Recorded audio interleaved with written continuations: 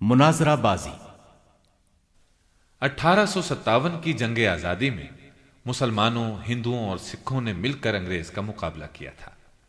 تینوں قومیں چاہتی تھیں کہ کسی طرح انگریز کو اپنے ملک سے نکال باہر کریں۔ انگریز نے اس جنگ آزادی کو غدر یعنی دھوکے کا نام دیا تھا۔ اس جنگ کی مرزا کے حوالے سے خاص بات یہ تھی کہ اس کے باپ نے اپنی طاقت سے بھی بڑھ کر انگریز حکومت کا ساتھ دیا تھا۔ 50 گھوڑے اور سوار مہیا کیے تھے، اور یہ بات ہم اپنی طرف سے بیان نہیں کر رہے، خود مرزا نے اپنی ایک کتاب میں لکھی ہے۔ ویسے تو یہ پوری داستان جو آپ سن رہے ہیں ہم مرزا کی کتب ہی سے ترتیب دے رہے ہیں۔ انگریزوں کی خدمات سر انجام دینے والے مسلمانوں کے خیر خواہ تو نہیں تھے۔ ان حالات میں اس نے نبوت کا دعویٰ کیا تو اس پر صرف حیرت ہی ظاہر کی جا سکتی ہے۔ مرزا نے 18 سال تک انگریز کی خدمت کی، اپنے قلم سے ان کی تعریف پر تعریف کی، ان کی تعریف میں کتابیں لکھی۔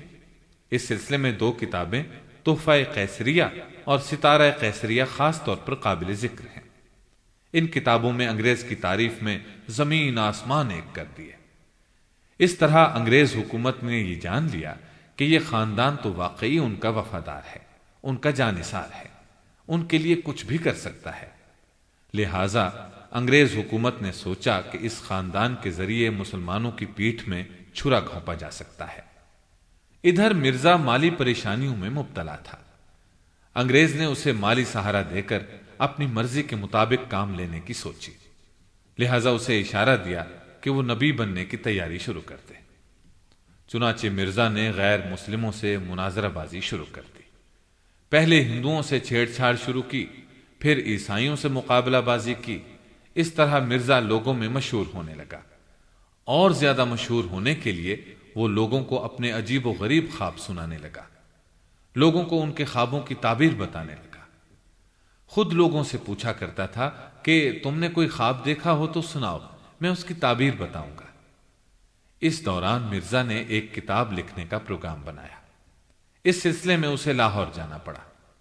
لاہور میں ان دنوں ایک ہندو پنڈت دیانند کی بہت شہرت تھی۔ وہ مسلمانوں سے مناظرے کیا کرتا تھا۔ لاہور پہنچ کر مرزا نے مناظروں کا یہ حال دیکھا تو اس نے بھی نعرہ لگا دیا، ہے کوئی جو مجھ سے مناظرہ کرے۔ یہ اس زمانے کی بات ہے جب مرزا نے نبوت کا دعویٰ نہیں کیا تھا، نہ نبوت اور وحی کی بات کی تھی۔ اس لیے مسلمان اس کے نعرے سن کر بہت خوش ہوئے، کیونکہ لوگ پنڈت دیانند اور چند عیسائی پادریوں کے ہذیان، جھوٹ اور فریب کاریوں سے بہت تنگ آئے ہوئے تھے۔ ان مناظروں میں عیسائی پادری بھی کود پڑے۔ اس مناظرے بازی سے مرزا نے کچھ شہرت حاصل کی، پھر قادیان چلا گیا۔ اب اس نے ایک کتاب لکھنے کا اعلان کیا، اور یہ اعلان بھی کیا کہ وہ اس کتاب کی 50 جلدیں لکھے گا۔ اس سلسلے میں لوگوں سے چندے کی اپیل کی گئی، بے تحاشا چندہ جمع کیا گیا۔ کتاب کے بارے میں لکھا گیا کہ قرآن کے مطابق لکھی جائے گی، اور اس کے مطالعے سے غیر مسلم اسلام قبول کریں گے۔ اس اعلان کی بنیاد پر لوگوں نے بڑھ چڑھ کر چندہ دیا۔ ایک اعلان مرزا نے یہ کیا کہ جو اس کتاب کے دلائل کو توڑے گا اسے 10,000 روپے دیے جائیں گے۔ اب تو چاروں طرف سے چندہ آنے لگا۔ کتاب کی اشاعت سے پہلے ہی قیمت مقرر کر دی گئی۔ اس میں بھی کئی بار تبدیلی کی گئی۔ پہلے 5 روپے قیمت رکھی، پھر 10 روپے، اس کے بعد 25 روپے۔ لوگوں سے 25 کی بجائے 100 روپے وصول کیے گئے۔ مرزا نے اس کتاب کے اشتہار پر اشتہار شائع کیے، خوب پروپیگنڈا کیا۔ آخر کتاب کے 4 حصے شائع کیے گئے۔ کتاب کا نام براہین احمدیہ رکھا۔ لوگ باقی جلدوں کا انتظار کر رہے تھے کیونکہ انہوں نے قیمت ادا کر رکھی تھی، لیکن ایک مدت تک کوئی اور جلد شائع نہ ہوئی۔ پہلا اور دوسرا حصہ 1880 میں شائع ہوا تھا، تیسرا 1882 میں اور چوتھا 1884 میں شائع ہوا۔ اس لحاظ سے 5واں حصہ 1888 میں آ جانا چاہیے تھا، لیکن 5واں حصہ مرزا نے اپنی عمر کے آخری حصے میں 23 سال بعد شائع کیا، اور دعویٰ یہ تھا کہ اس کتاب کے 50 حصے لکھوں گا، جبکہ صرف 5 حصے لکھے۔ جب لوگوں نے اعتراض کیا کہ مرزا صاحب آپ نے اعلان تو کیا تھا 50 حصے لکھیں گے، لکھے صرف 5، یہ کیا بات ہوئی بھلا؟ کیا ایک مسلمان کو یہ بات زیب دیتی ہے کہ وہ کہے کچھ کرے کچھ؟ پھر اس کتاب کے سلسلے میں آپ نے بے تحاشا چندہ وصول کیا ہے۔ لوگوں نے وہ چندہ 50 جلدوں کے حساب سے آپ کو بھیجا تھا، لہذا یہ کیا بات ہوئی؟ اس کا جواب مرزا نے دیا، وہ بھی مرزائیت کی پوری طرح عکاسی کرتا ہے۔ اس نے براہین احمدیہ کے 5ویں حصے کے دیباچے میں لکھا، پہلے 50 حصے لکھنے کا ارادہ تھا، مگر 50 سے 5 پر اکتفا کیا گیا، اور چونکہ 50 اور 5 میں صرف ایک نقطے کا فرق ہے، اس لیے 5 حصوں میں وہ وعدہ پورا ہو گیا۔ آپ نے ملاحظہ فرمایا، مرزا کے یہ الفاظ آج بھی اس کی کتاب کے دیباچے میں موجود ہیں۔ عقل سے پیدل لوگ اسے پھر بھی نبی مانتے ہیں۔ جس نے یہ لکھا کہ 50 اور 5 میں ایک نقطے کا فرق ہے، گویا 50 جلدیں اور 5 جلدیں برابر ہیں، اس میں کوئی فرق نہیں۔ ہمارا مشورہ ہے کہ مرزائیوں سے ہرگز کوئی لین دین نہ کریں، ورنہ آپ کے ہاتھ میں 5 کا نوٹ تھما کر کہیں گے، لو بھائی 50 روپے، 5 میں اور 50 میں بس ایک نقطے ہی کا تو فرق ہے۔ نبوت کا دعویٰ کرنے سے پہلے مرزا نے یہ نعرہ لگایا، میں مجدد ہوں اور محدث بھی ہوں۔ اس نے یہ نعرہ 1899 میں لدھیانہ میں بلند کیا۔ مجدد دین میں نئی روح پھونکنے والے کو کہتے ہیں۔ حدیث کی روشنی میں ہر 100 سال بعد مجدد پیدا ہوتے ہیں، وہ لوگوں کی ہدایت کا ذریعہ بنتے ہیں۔ مرزا نے جب یہ دعویٰ کیا کہ میں مجدد ہوں اور محدث بھی ہوں، تو اس کے اس دعوے کو سب سے پہلے حکیم نور الدین نے تسلیم کیا، یعنی اس نے مرزا کو مجدد مان لیا اور محدث بھی۔ حکیم نور الدین کے بارے میں بھی سن لیجئے۔ جس زمانے میں مرزا سیالکوٹ کی کچہری میں نوکری کرتا تھا، انہی دنوں وہاں اس کی ملاقات حکیم نور الدین سے ہوئی تھی۔ مرزا نے عیسائیوں اور ہندوؤں کو جو مناظرے کے چیلنج دیے، تو اس کی شہرت حکیم نور الدین تک پہنچی۔ اس نے مرزا سے ملاقات کی، اس طرح دونوں ایک دوسرے کے قریب آ گئے۔ مرزا نے جب براہین احمدیہ کی اشاعت کے سلسلے میں اعلانات کیے، تو حکیم نور الدین نے اخراجات اپنے ذمے لینے کا اعلان کیا۔ حکیم نور الدین نے دراصل مرزا کو اپنا پیر مان لیا تھا۔ جب اس نے مجدد اور محدث ہونے کا دعویٰ کیا، تو سب سے پہلے حکیم نور الدین نے اس کے دعوے کو مانا، گویا اس نے مرزا کو مجدد اور محدث مان لیا۔ اب مرزا مجدد کی حیثیت سے لوگوں کو اپنا مرید بنانے لگا۔ مرید بننے کی کچھ شرائط تھیں۔ ایک شرط یہ تھی کہ وہ ہمیشہ انگریزوں کا وفادار رہے گا۔ گویا مرزا کا مرید بننے کے لیے انگریزوں کا وفادار ہونا لازمی شرط تھی۔ کیا یہ بات عجیب ترین نہیں؟ اور اس پر غور کیا جائے تو کیا یہ بات واضح نہیں ہو جاتی کہ یہ سب کچھ انگریز کے اشارے پر ہو رہا تھا؟ پھر مرزا کا یہ اعلان سامنے آیا۔ اس نے اپنی ایک کتاب میں لکھا، محدث ایک طرح سے نبی ہی ہوتا ہے۔ اس کا صاف مطلب یہ ہے کہ مرزا نے نبی بننے کا پروگرام پہلے ہی ترتیب دے لیا تھا۔ بلکہ اس نے کیا ترتیب دیا تھا، انگریز نے ترتیب دے کر پروگرام اس کے ہاتھ میں تھما دیا تھا کہ اس طرح آگے بڑھنا ہے۔ لہذا پہلے کہا میں مجدد ہوں، میں محدث ہوں، پھر کہا محدث ایک طرح سے نبی ہوتا ہے۔ ایک ایک قدم آگے اٹھانے کا مطلب یہ تھا کہ اندازہ ہو جائے لوگ کس حد تک مخالفت کرتے ہیں، اور مخالفت ہوئی، لیکن حکومت انگریز کی تھی۔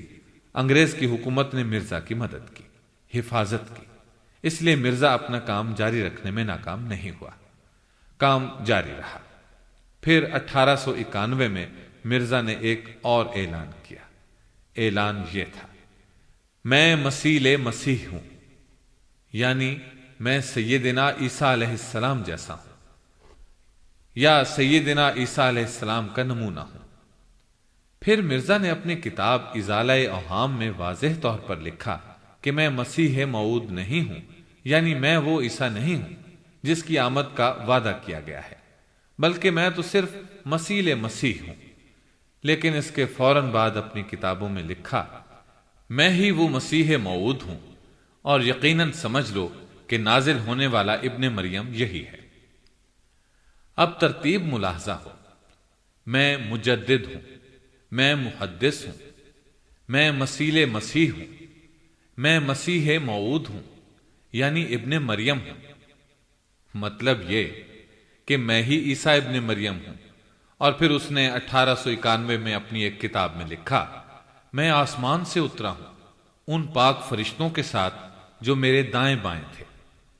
لیجئے، اب مرزا آسمان سے نازل ہو گیا، حالانکہ وہ چراغ بی بی کے پیٹ سے پیدا ہوا تھا۔ چراغ بی بی کا گھریلو نام گھسیٹی تھا۔ اب لوگوں کی آنکھیں کھلیں، علماء کرام چونکے کہ یہ کیا ہو رہا ہے، یہ کس قسم کے دعوے ہیں۔ چنانچہ مرزا کی مخالفت شروع ہو گئی، اعتراضات شروع ہوئے۔ لوگوں نے مرزا پر پہلا اعتراض یہ کیا کہ احادیث کی روح سے سیدنا عیسیٰ علیہ السلام جب آسمان سے نازل ہوں گے تو 2 زرد رنگ کی چادریں اوڑھے ہوں گے۔ مرزا قادیانی نے فوراً اس کا جواب گھڑ دیا۔ اس نے لکھا، میں ہمیشہ بیمار رہنے والا آدمی ہوں۔ وہ زرد رنگ کی 2 چادریں جن کا ذکر احادیث میں ہے کہ ان میں مسیح علیہ السلام نازل ہوں گے، دراصل وہ بیماریاں ہیں۔ ایک چادر میرے اوپر کے حصے میں ہے کہ ہمیشہ سر درد، بے خوابی، تشنج، دل کی بیماری دورے کے ساتھ آتی ہے، اور دوسری چادر میرے نچلے بدن میں ہے، وہ شوگر کی بیماری ہے۔ مجھے اکثر 100 مرتبہ ایک رات دن میں پیشاب آتا ہے۔ آپ نے ملاحظہ فرمایا مرزا نے حدیث کے الفاظ سے کیا معنی گھڑے، لیکن معاملہ یہاں تک نہیں رہا۔ 1891 میں اس نے آخرکار نبوت کا دعویٰ کر دیا۔ پہلی مرتبہ نبوت کا اعلان کرنے کے لیے کس طرح ڈرامہ رچایا گیا، ملاحظہ فرمائے۔ مرزا کی مسجد میں مولوی عبد الکریم جمعہ کی نماز کا خطبہ دیا کرتا تھا۔ ایک جمعہ کے خطبے میں اس نے مرزا کے لیے نبی اور رسول کے الفاظ استعمال کیے۔ ان الفاظ کو سن کر لوگ حیران ہو کر تل ملائے۔ خطبہ ختم ہوا، نماز ہو چکی تو لوگوں کے سامنے مولوی عبد الکریم نے مرزا کے کپڑے پکڑ کر کہا، جناب، اگر میں غلط ہوں اور میں نے غلط الفاظ منہ سے نکالے ہیں تو درست فرمائیں۔ اس پر مرزا اٹھ کھڑا ہوا اور بولا، مولوی صاحب، ہمارا بھی یہی مذہب ہے اور دعویٰ ہے جو آپ نے فرمایا ہے۔ صاف ظاہر ہے کہ مرزا نے مولوی عبد الکریم کے منہ سے خود اپنی نبوت کا اعلان کروایا تھا۔ یہ سب کچھ سوچے سمجھے منصوبے کے مطابق ہوا تھا۔ اب نبوت کے دعوے کے بعد ضرورت تھی نبوت کا ثبوت پیش کرنے کی۔ مرزا نے یہ کام بھی بڑے انوکھے انداز سے کیا۔ لوگوں سے ایسے ایسے جھوٹ بولے کہ آسمان بھی شرما جائے۔ وہ میں ہوں۔ اپنی عمر کی پیش گوئی کے اعتبار سے اس کی زندگی بھی اتنی نہیں ہوئی، اس سے کم ہوئی۔ مرزا نے دعویٰ کیا تھا کہ میری عمر 80 برس ہوگی، لیکن مرزا 1839 عیسوی یا 1840 عیسوی میں پیدا ہو کر 1908 عیسوی میں مر گیا۔ عمر 68 سال ہوئی، اور یہ کوئی لمبی عمر نہیں تھی۔ لہذا مرزا سوائے جھوٹے کے اور کچھ نہیں تھا۔ مرزائی عقل کے ناخن لیں۔ مرزائی مبلغین نے ان کی آنکھوں پر جو پرفریب پٹیاں چڑھائی ہیں، ان پٹیوں کو اتار کر اس کے دعووں کو غور سے پڑھیں اور ہدایت حاصل کر لیں۔ یہ ہمارا انہیں نہایت ہمدردانہ مشورہ ہے۔ اس اشتہار میں مرزا نے ایک بار پھر خود کو مسیح موعود لکھا ہے۔ اس سے پہلے بھی کئی کتابوں میں اس نے لکھا کہ میں مسیح موعود ہوں، میں ہی مسیح موعود ہوں۔ اپنی کتاب ازالہ اوہام میں اس نے واضح طور پر لکھا کہ میں ہی مسیح موعود ہوں۔ کشتی نوح میں لکھا، میں ہی وہ مسیح موعود ہوں جو نبی صلی اللہ علیہ وسلم کی قبر میں دفن ہوگا۔ یعنی خود کو مسیح موعود ثابت کرنے کے لیے یہ تک لکھا کہ مجھے نبی کریم صلی اللہ علیہ وسلم کے ساتھ دفن کیا جائے گا۔ اب چونکہ مرزا کا دعویٰ تھا کہ عیسیٰ تو فوت ہو چکے ہیں اور جس مسیح کو آنا تھا وہ میں ہوں، لہذا اپنے دفن کے بارے میں بھی پیش گوئی کر ڈالی کہ میں وہاں دفن ہوں گا۔ لیکن ہوا کیا؟ مرزا لاہور میں مرا، اس کی نعش قادیان لے جائی گئی اور اسے وہاں دفن کیا گیا۔ اس کا واضح ترین مطلب جانتے ہیں کیا ہے؟ مرزائی خود بھی جانتے تھے کہ مرزا جھوٹا نبی ہے، کیونکہ اگر مرزائیوں کو یقین ہوتا کہ مرزا سچا نبی ہے تو پھر تو اس کی نعش کو اٹھا کر مدینے لے جانا چاہیے تھا تاکہ اپنی پیشگوئی کے مطابق وہ وہاں دفن ہوتا۔ ہم مرزائیوں سے پوچھتے ہیں، کیا اس وقت مرزا کی نعش کو اٹھا کر مدینے کی طرف لے جایا گیا تھا؟ نہیں لے جایا گیا تھا۔ تو کیا اس کا مطلب یہ نہیں کہ وہ خود بھی مرزا کو جھوٹا سمجھتے تھے؟ اس کے جھوٹا ہونے کا انہیں یقین تھا۔ اگر وہ اسے سچا سمجھتے تھے تو پھر تو نعش کو مدینے لے جانا چاہیے تھا۔ ہم مرزائیوں سے اس سوال کا جواب چاہتے ہیں، اگر نہیں دے سکتے تو پھر یہ چاہتے ہیں کہ وہ مرزائیت سے تائب ہو جائیں۔ نبی کریم صلی اللہ علیہ وسلم کی ایک حدیث کے الفاظ ہیں، سیدنا ابو ہریرہ رضی اللہ عنہ روایت کرتے ہیں کہ رسول اللہ صلی اللہ علیہ وسلم نے فرمایا، قسم ہے اس ذات کی جس کے ہاتھ میں میری جان ہے، وہ وقت ضرور آئے گا جب تم میں ابن مریم حاکم عادل کی حیثیت سے نازل ہو کر صلیب کو توڑیں گے، خنزیر کو قتل کریں گے، جزیے کو ختم کر دیں گے، اور مال و دولت کی ایسی فراوانی ہوگی کہ کوئی اسے قبول نہیں کرے گا، اور لوگ ایسے دیندار ہو جائیں گے کہ ان کے نزدیک ایک سجدہ دنیا اور جو کچھ دنیا میں ہے اس سب سے زیادہ بہتر ہوگا۔ اس وقت تمہارا امام تم ہی میں سے ہوگا، یعنی امت محمدیہ میں سے ہوگا۔ اس حدیث میں واضح طور پر ابن مریم یعنی سیدنا عیسیٰ علیہ السلام کے نازل ہونے کا ذکر موجود ہے۔ یہ روایت حدیث کی مشہور کتاب صحیح بخاری اور صحیح مسلم میں موجود ہے۔ نبی کریم صلی اللہ علیہ وسلم نے یہ بھی فرمایا کہ وہ عادل حاکم کی حیثیت سے نازل ہوں گے، گویا حاکم ہوں گے اور عدل کریں گے، صلیب پرستی کو ختم کریں گے، یعنی عیسائیت کا خاتمہ کریں گے۔ جو عیسائی زندہ بچ جائیں گے وہ بھی اسلام قبول کر لیں گے۔ جزیے کا خاتمہ کر دیں گے کا مطلب یہ ہے کہ سیدنا عیسیٰ علیہ السلام فرمائیں گے کہ مسلمان ہو جاؤ وگرنہ قتل کر دیے جاؤ گے۔ جزیہ ہرگز قبول نہیں کیا جائے گا۔ اس طرح صرف مسلمان ہی رہ جائیں گے۔ جب دنیا میں سب مسلمان ہی مسلمان ہوں گے تو جہاد اپنے مقاصد مکمل طور پر حاصل کر لے گا۔ سیدنا عیسیٰ علیہ السلام کے نزول کی برکت اور تمام انسانوں کے مسلمان ہو جانے کی وجہ سے زمین اس قدر پھل دے گی اور مال و دولت کی اس قدر بہتات ہو جائے گی کہ کوئی لینے والا نہیں رہے گا۔ ایک نشانی یہ بتائی کہ اس وقت تمہارا امام تم ہی میں سے ہوگا۔ چنانچہ دوسری احادیث سے یہ بات ثابت ہے کہ وہ امام مہدی ہوں گے۔ جب عیسیٰ علیہ السلام آسمان سے نازل ہوں گے تو فجر کی نماز کی تیاری کی جا رہی ہوگی۔ لوگ عیسیٰ علیہ السلام کو آسمان سے نازل ہوتے دیکھ کر رک جائیں گے۔ پھر آپ دمشق کی مسجد کے مشرقی مینار پر اتریں گے، وہاں سے آپ کو مسجد کے صحن میں اتارا جائے گا۔ امام مہدی آپ سے عرض کریں گے کہ آئیں نماز پڑھائیں، لیکن آپ جواب میں کہیں گے کہ اس نماز کی اقامت آپ کے لیے ہو چکی، لہٰذا یہ نماز آپ ہی پڑھائیے۔ اس طرح نبی صلی اللہ علیہ وسلم کی یہ پیشین گوئی بھی حرف بحرف پوری ہوگی کہ اس وقت تمہارا امام تم ہی میں سے ہوگا۔ سیدنا عیسیٰ علیہ السلام کے نازل ہونے کی احادیث تو احادیث کی کتب میں موجود ہیں، لیکن اس موقع پر مرزائی بلا وجہ اعتراض کر دیا کرتے ہیں کہ ان احادیث میں آسمان سے نازل ہونے کا لفظ نہیں ہے۔ لہٰذا ان سے کہا جائے گا کہ امام بہقی کی مایہ ناز کتاب الاسماء والصفات میں عیسیٰ علیہ السلام کے آسمان سے نازل ہونے کے الفاظ صراحت کے ساتھ مذکور ہیں۔ اب مرزا کا دعویٰ ہے کہ جس مسیح کو آنا تھا وہ میں ہی ہوں۔ حدیث کے الفاظ ہیں، تم میں ابن مریم نازل ہوں گے۔ مرزا ابن مریم نہیں تھا، نہ آسمان سے نازل ہوا تھا۔ مرزا کی والدہ کا نام تو چراغ بی بی عرف گھسیٹی تھا اور اس کے باپ کا نام مرزا غلام مرتضیٰ تھا۔ اس کے باوجود مرزا کا دعویٰ یہ تھا کہ میں ہی مسیح موعود ہوں، اور یہ بات میں اپنی کئی کتابوں میں لکھ چکا ہوں۔ اس میں کوئی شک و شبہ والی بات نہیں، کوئی دیوانگی نہیں اور کوئی دھوکہ بازی نہیں۔ ملاحظہ فرمائیں، اس نے اپنی کتاب ازالہ اوہام اور کشتی نوح وغیرہ میں بھی یہی الفاظ لکھے ہیں اور یہی دعویٰ بار بار دہرایا ہے کہ میں ہی وہ مسیح موعود ہوں۔ لیکن چونکہ جھوٹ کے پاؤں نہیں ہوتے، آسمان کا تھوکا منہ پر آتا ہے، اس لیے ہر موقع پر مرزا خود ہی اپنے آپ کو جھوٹا بھی ثابت کرتا رہا ہے۔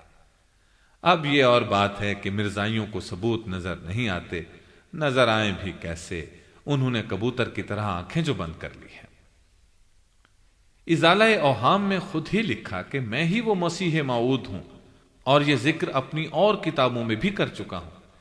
لیکن پھر اسی کتاب ازالہ اوہام میں 20-25 صفحات کے بعد واضح طور پر اس نے لکھا، اس عاجز نے جو مسیح ہونے کا دعویٰ کیا ہے، جسے کچھ کم فہم لوگ مسیح موعود خیال کر بیٹھے ہیں۔ مطلب یہ کہ میں نے تو صرف مسیح یعنی عیسیٰ علیہ السلام جیسا ہونے کا دعویٰ کیا ہے، لیکن کچھ کم فہم لوگ یعنی ناسمجھ لوگ یہ خیال کر بیٹھے ہیں کہ میں نے مسیح موعود ہونے کا دعویٰ کیا ہے، حالانکہ یہ بات نہیں، میں نے تو صرف مسیح ہونے کا دعویٰ کیا ہے۔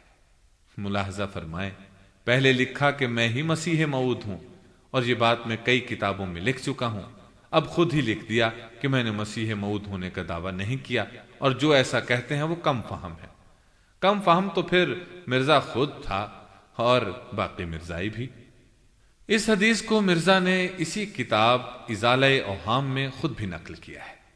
حدیث کے الفاظ ہیں، ابن مریم عادل حاکم کی حیثیت سے آئیں گے۔ کوئی مرزائیوں سے پوچھے، مرزا قادیانی کیا حاکم تھا؟ وہ بھی عادل؟ وہ تو ایک عادل انسان بھی نہیں تھا، اور حاکم تو وہ انگریز کو مانتا تھا۔ اس نے ملکہ وکٹوریہ اور انگریزی حکومت کی تعریف میں 2 مستقل کتابیں لکھی ہیں، ان کے نام ستارہ قیصریہ اور تحفہ قیصریہ ہیں۔ ان دونوں کتابوں میں اس نے انگریزی حکومت کی تعریف میں زمین و آسمان ایک کیے ہیں، اور انگریزی حکومت کو خدا کا سایہ لکھا ہے، پھر خود کو ایک کتاب میں انگریز کا خود کاشتہ پودا لکھا۔ اب جو شخص انگریزی حکومت کی تعریف کرتا رہا، خود کو انگریز کا خود کاشتہ پودا لکھتا رہا، اپنی کتابوں میں انگریز کا دم بھرتا تھا، وہ حاکم عادل تو کسی صورت نہیں تھا۔ یعنی اس حدیث میں جس مسیح کے نزول کی پیشین گوئی ہے، وہ مرزا ہرگز نہیں تھا۔ پھر اسی سلسلے کی دوسری احادیث میں سیدنا ابو ہریرہ رضی اللہ عنہ کے یہ الفاظ بھی ملتے ہیں کہ ابن مریم حج یا عمرہ یا دونوں کریں گے۔ لیکن کوئی ان مرزائیوں سے پوچھے کہ مرزا کو حج کرنا نصیب ہوا تھا؟ پھر احادیث کی روشنی میں یہ بات بالکل واضح ہے کہ سیدنا عیسیٰ علیہ السلام دجال کو قتل کریں گے، اپنے نیزے کی انی پر دجال کا خون لگا ہوا لوگوں کو دکھائیں گے اور فرمائیں گے میں نے دجال کو قتل کر دیا۔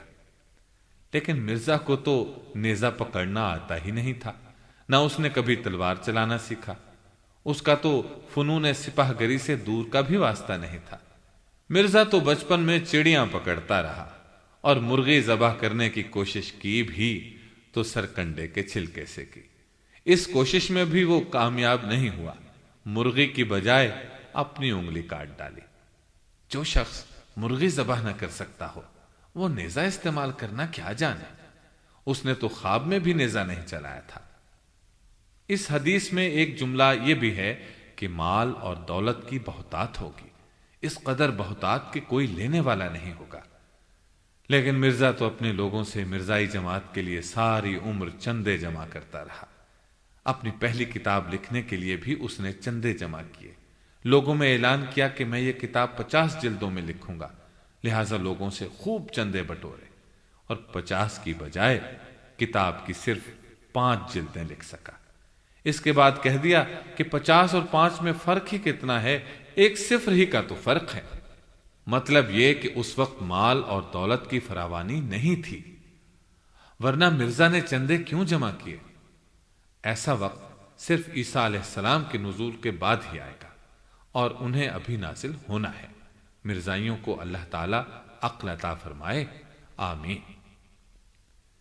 قرآن مجید میں تحریف۔ مرزا قادیانی کے یوں تو سبھی کارنامے کالے ہیں، لیکن اب ہم جن باتوں کا ذکر کریں گے وہ دل تھام لینے والی باتیں ہیں۔ مرزا نے قرآن مجید میں تحریف بھی کی، مطلب یہ کہ اپنی کتابوں میں آیات کچھ کی کچھ لکھ ڈالیں۔ اس موضوع پر ایک الگ کتاب لکھی جا سکتی ہے، لیکن یہاں اتنی گنجائش نہیں، لہذا یہاں اس تحریف کا مختصر حال بیان کیا جاتا ہے۔ آپ یہ بات جانتے ہوں گے کہ اللہ تعالیٰ نے قرآن کریم میں تحریف کرنے والوں کو ملعون، سنگ دل، دنیا میں رسوائی اور آخرت میں عذاب عظیم کا حقدار قرار دیا ہے۔ ایسے یہودی فطرت لوگ مکمل طور پر کافر ہیں۔ مرزا قادیانی نے اپنی کتابوں میں قرآن کی ان آیات میں تحریف کی۔ سورہ حج پارہ 17 رکوع 7 آیت 52، سورہ توبہ پارہ 10 رکوع 6 آیت 41 اور 63، سورہ رحمان پارہ 27 آیت 25، سورہ حجرات پارہ 26 آیت 14، سورہ انفال پارہ 9 رکوع 4، سورہ انبیاء پارہ 17 آیت 12 تا 25۔ مرزا کی کتابوں میں تحریفات ہر جگہ موجود ہیں۔ یہ چیزیں اخبارات تک میں آ چکی ہیں۔ چند کتابوں کے نام یہ ہیں جن میں آیت لکھتے وقت رد و بدل کیا گیا ہے: ازالہ اوہام، آئینہ کمالات اسلام، اسلام اور عیسائیوں میں مباحثہ یا جنگ مقدس، براہین احمدیہ چہارم، حقیقت الوحی، دافع الوساوس۔ الفاظ کے رد و بدل کے علاوہ مرزا نے معنوی تحریف بھی کی، یعنی معانی بدل ڈالے۔ علماء کرام نے ان تحریفات کی نشاندہی کر دی ہے، اختصار کے پیش نظر ہم نے ان کا ذکر نہیں کیا۔ محترم سامعین، ابھی آپ دارالسلام اسٹوڈیو لاہور پاکستان سے تھالی کا بینگن حصہ اول سن رہے تھے۔ تھالی کا بینگن جیسی انوکھی پیشکش کی طرح ہم اس قسم کے اہم موضوعات منتخب کر کے کیسٹس اور سیڈیز کی صورت میں دلکش انداز اور بہترین ریکارڈنگ کے ساتھ آپ تک پہنچا رہے ہیں۔ الحمدللہ ہماری 500 سے زائد کیسٹس اور سیڈیز اس وقت مارکیٹ میں دستیاب ہیں اور ہم مزید موضوعات کو تلاش کر رہے ہیں۔ اس طرح یہ سلسلہ جاری و ساری رہے گا انشاءاللہ۔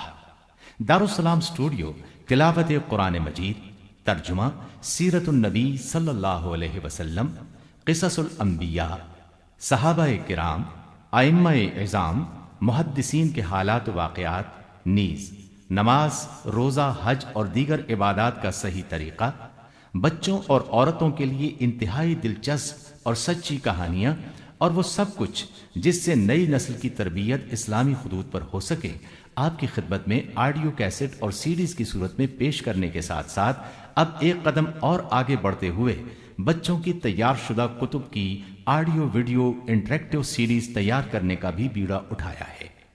انشاءاللہ یہ ویڈیو سیریز بچوں کی کردار سازی میں اہم کردار ادا کریں گی۔ الحمدللہ ان میں سے متعدد سیریز مارکیٹ میں دستیاب ہیں۔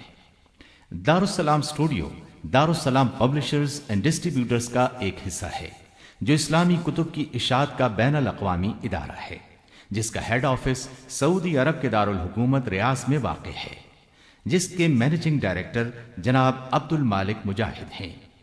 دارالسلام کا دنیا کے 30 ملکوں میں نیٹ ورک ہے۔ پاکستان میں اس کا ایڈریس نوٹ کر لیں: دارالسلام اسٹوڈیو 36 لوور مال، سیکریٹریٹ اسٹاف، لاہور۔ فون 71200054 7240024 اور 7846714۔ فیکس 7354072۔ یہ پیشکش تھی محمد طارق شاہد کی۔ اللہ حافظ۔